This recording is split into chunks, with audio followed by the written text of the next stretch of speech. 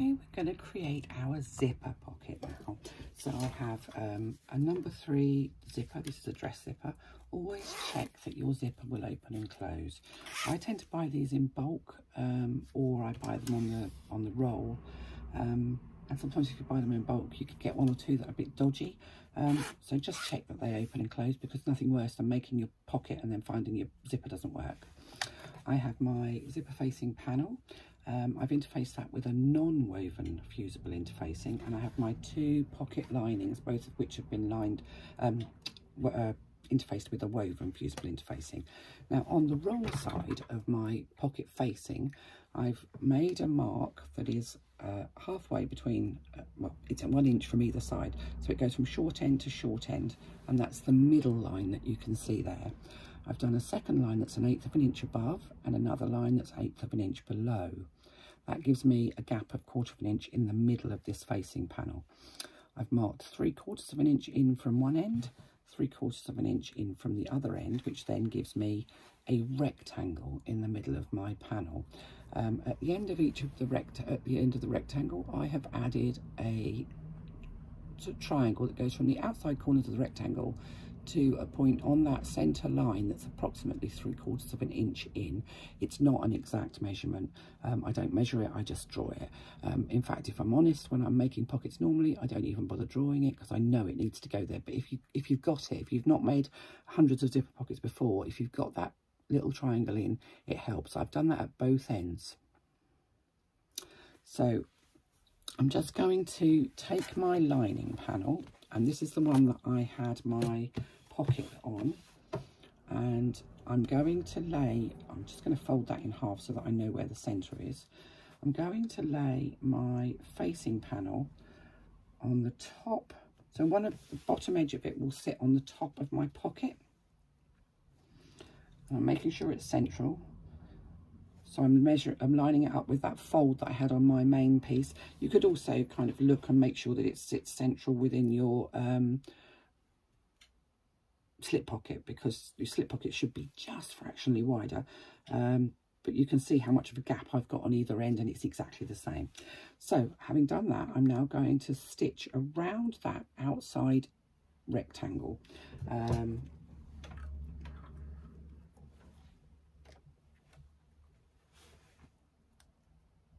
So my facing panel is right sides together with my lining panel.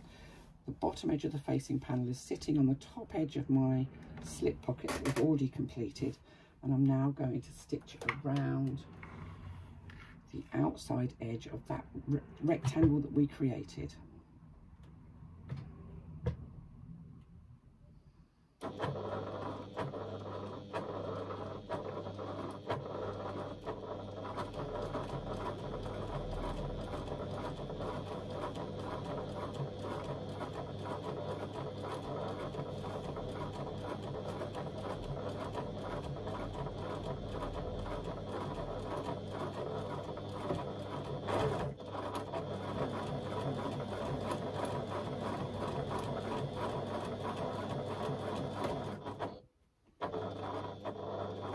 Slow down as you come towards the end. You don't want to go over and outside of that rectangle. If you do, then you won't end up with a really nice rectangular aperture for your pocket, which is what you want.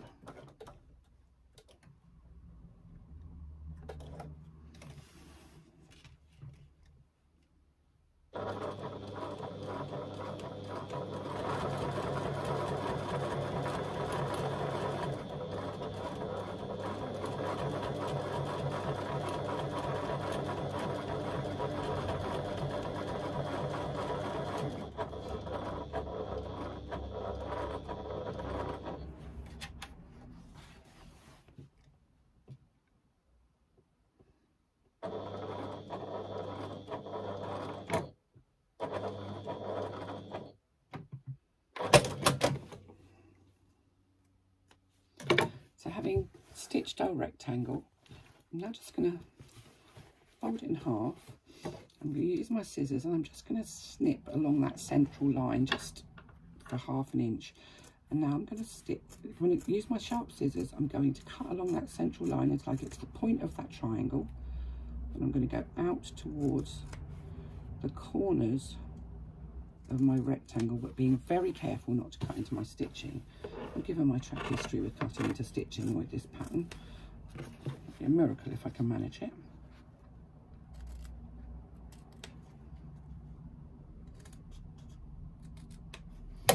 So I think you can see there that the little triangle has been cut out. That works okay. And then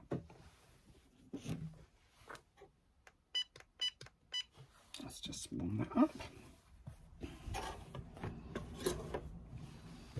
What I'm going to do is I'm going to finger press either side of that piece of facing. Now, the reason we're using non-woven, you can use woven if you haven't got non-woven. This is a generic, cheap non-woven that I got from eBay. It doesn't have a name or a number. It's not Violin or Pellon. It's cheap, 99p for a metre or so. But the reason that we use this is because it makes a really crisp edge to your pocket aperture. I wish I could say I discovered this. I didn't. One of my lovely testers, Trudy, mentioned it to me several years ago. Have you ever tried it? No, I said, but I'll give it a go because I'm game for anything. And I was really impressed. I liked it. So I've been using it ever since. So I'm, you know, not my idea, but it does work. So having folded in all the sides of that facing panel, I'm now going to push that facing panel through the aperture, through the cut that we made. And I'm going to do one side at a time because I find it a lot easier to try and do one side at a time. It's worth taking a bit of time to do this. And I'm just going to kind of roll that facing panel and the exterior panel between my fingers. I can pull on the ends there so that the facing panel is fully behind the lining panel.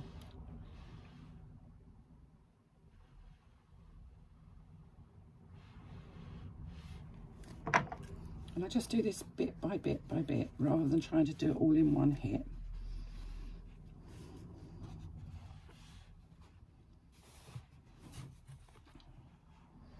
So top edge first.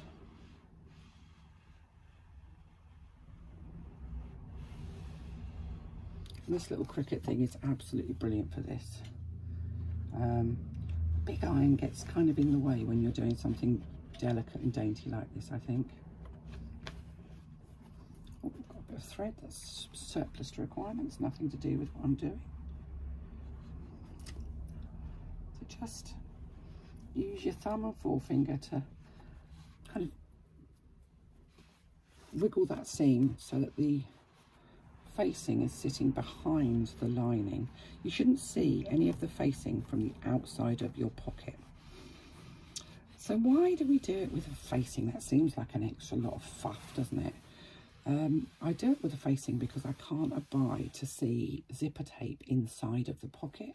I think it looks unprofessional. You find so many of the lower end shop bought bags have zippers exposed inside of pockets, and I just don't like it. So there we go. I'm really happy with that. It's a lovely square, nice sharp corners, no facing showing, a nice square aperture or rectangular aperture. So I'm just going to pop that over there. And now I have my two lining pieces and my zipper. Now, as you can see, my zipper is considerably longer than my lining pieces, and that's fine. I actually prefer it a little bit longer. And I tend to buy them at sort of, I don't know what this is, it's about 15 inches, I guess. Actually, it's about 16 inches. I tend to buy them longer because I can always cut them down. If I buy 6, 7, 8 inch ones and I need a 9 or 10, then I'm stuck. So there's very little difference in price between one and the other. So I'm going to take my zipper and I'm going to lay it right side up onto my lining panel. It doesn't matter which way round it is because you're going to use the other lining panel in exactly the same way. Obviously my zipper is extending either side, and that's fine. It means that I don't have to worry about my zipper pull getting in the way of my presser foot. So I'm going to stitch along the top, and you can, if you want to, clip it along the top of the zipper to join it to my lining panel using a scant 1/4 inch seam allowance. Scant 1/4 inch is just less than a standard 1/4 inch.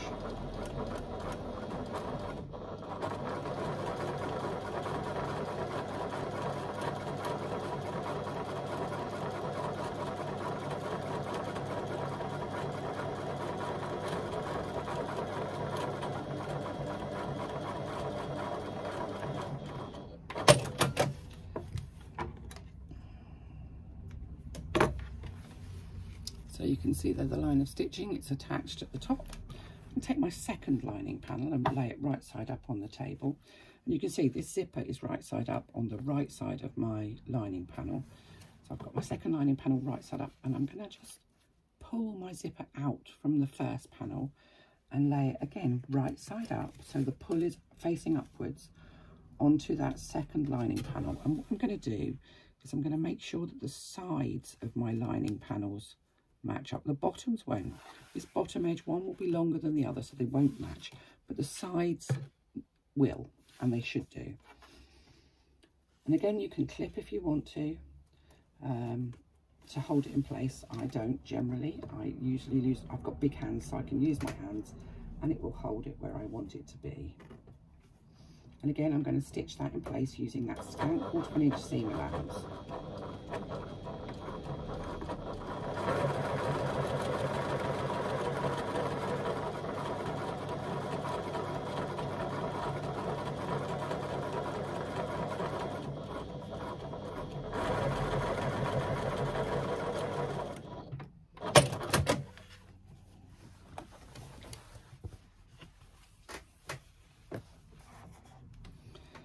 There we go. So I now have my zipper fitted between the two lining panels. And I'm going to lay my panels down with the interfacing facing upwards, so the zipper is right side up on there. And I'm just going to open up the seam allowance either side of my zipper and give it a press. Now I've already pressed my zipper itself before I stitched it in, and I do that because it just helps the whole thing not to wrinkle.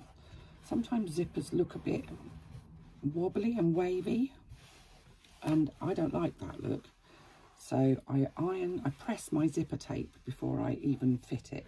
I usually, when I buy zippers, press them as I buy them and put them in my drawer.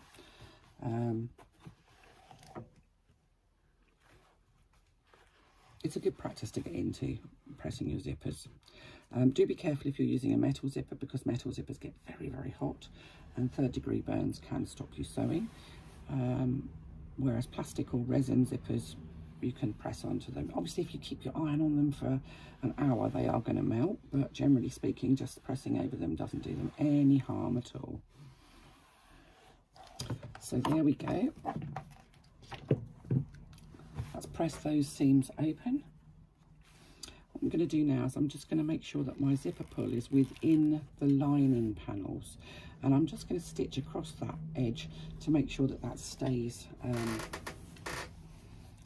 closed and together.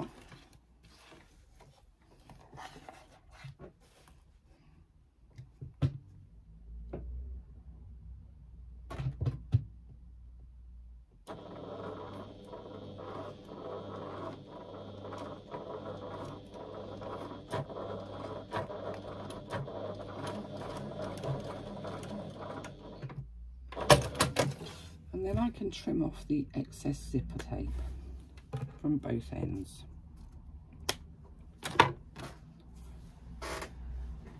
So now my zipper is sitting nicely between the two panels. You can see my zipper pull is there right side up. And I'm going to lay my panel on my table, again with the zipper pull right side up. And my zipper pull is closing to my left because I'm right-handed, and that's the way I would want it to sit inside of my bag. If you're left-handed, turn it round so that it closes to the right. And then I'm going to take, so it's laying there and the zipper pull closes to the left. I'm going to take my exterior piece that I made that lovely aperture in, and I'm going to lay that aperture over the top of my zipper.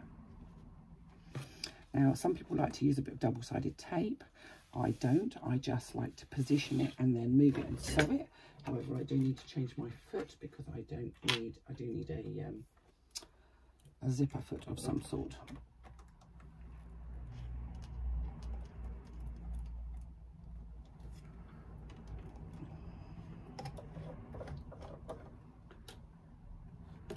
And I'm just going to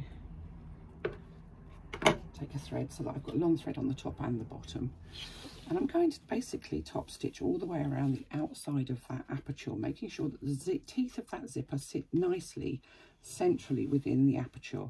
You've only made a 1/4 of an inch aperture, so you won't see lots of zipper tape. I don't like to see loads of zipper tape. It's not attractive stuff unless you're buying the fancy zippers with patterned tape, in which case yes, leave a much bigger hole, but for most sort of things like this you're using plain zipper tape, and it's not really that pretty, so you don't really want to see all of that rather ugly zipper tape.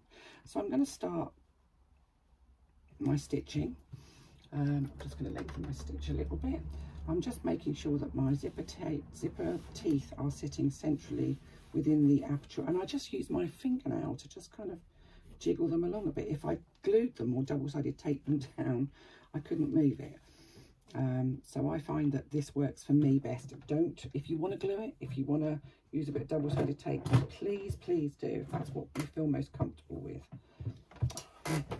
I need to get myself a mat to go underneath my table, because my presser foot here is much smaller than the one I've got on my normal machine, and it disappears underneath my desk.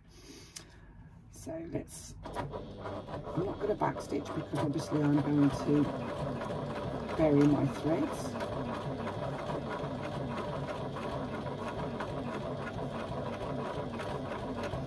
And I'm stitching around my pocket using an 1/8 of an inch seam allowance.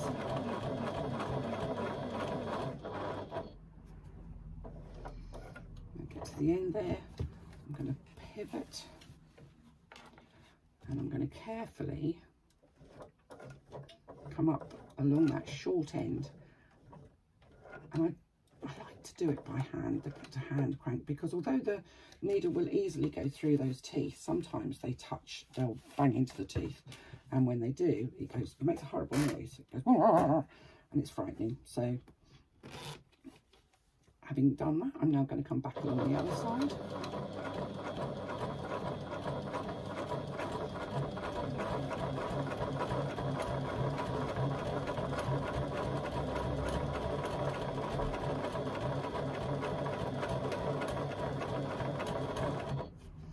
And as I get to the end here, I'm just going to raise my foot and move my zipper pull out of the way so that I don't bang into it as I get to the end of the zipper.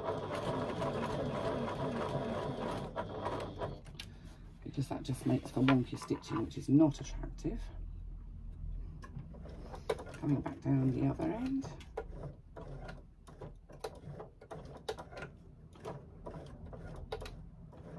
What you want to try and aim to do is to finish in the same hole as you started your stitching in.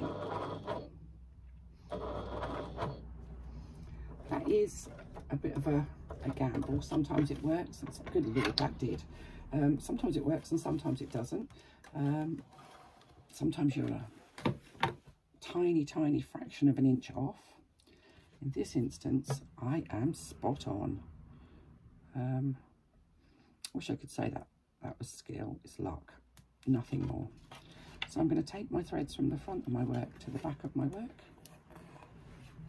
using my self-threading needle, and let's just get my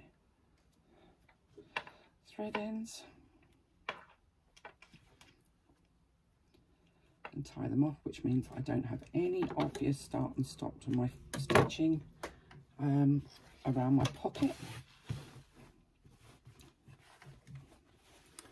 I think that looks pretty good, and I can open and close my pocket, and my zipper is not puckered or curvy, it hasn't gone bumpy. So I'm going to turn my work over, and you can see I've still got one lining piece upwards and one lining piece down. I'm going to pull that top one down, and you can see there that there's an overhang, so I'm just going to chop off that extra little bit of fabric. Now it's quite easy to do these pockets using 2 different size lining pieces, so you don't have to chop that bit off.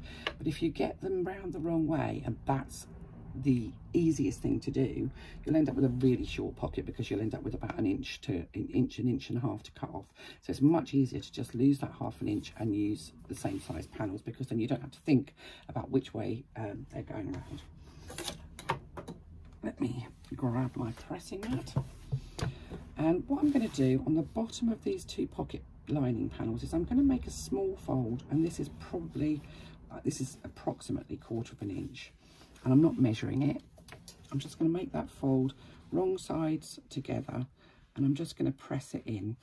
Now this is going to help us when we close up our bag, because when we close, we're not turning through the pocket. We're going to turn through a hole in the lining, but when we've turned our hole through a hole in the lining, we are going to use our pocket to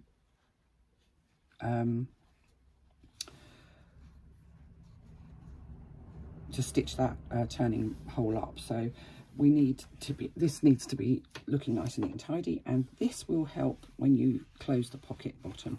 It just makes for a really nice finish, and I know it's inside of the pocket, and I know that nobody's really going to see it, but it does make a difference. It makes it easier, and it does make it a lot tidier. So just 1/4 of an inch. What you want is for those two panels to be the same length. So I'm saying 1/4 of an inch, but I'm not measuring it, so I know it's approximately. Again, you could use a tailor's clapper on there if your fabric is resisting the fold, but it's fine. So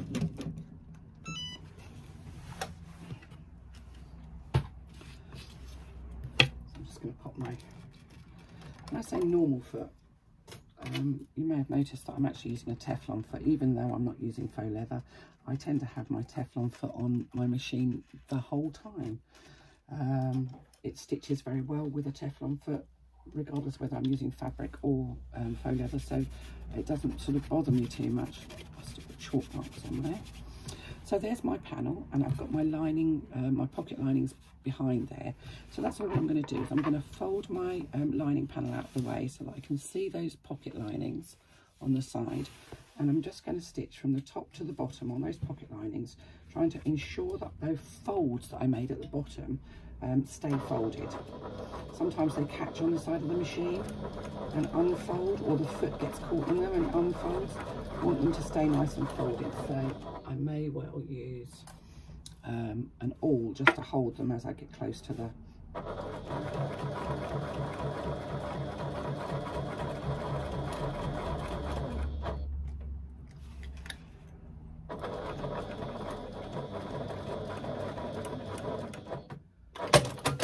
back stitches. And if you've got any excess zipper tape or anything like that now at the end of your panels, you can cut that off. I don't have any because I cut it down to size, and I'm going to do exactly the same on the other side. So I'm pulling the lining out of the way so that I can see my pocket linings, and this time I'm stitching from the bottom upwards so that those folds will stay in place.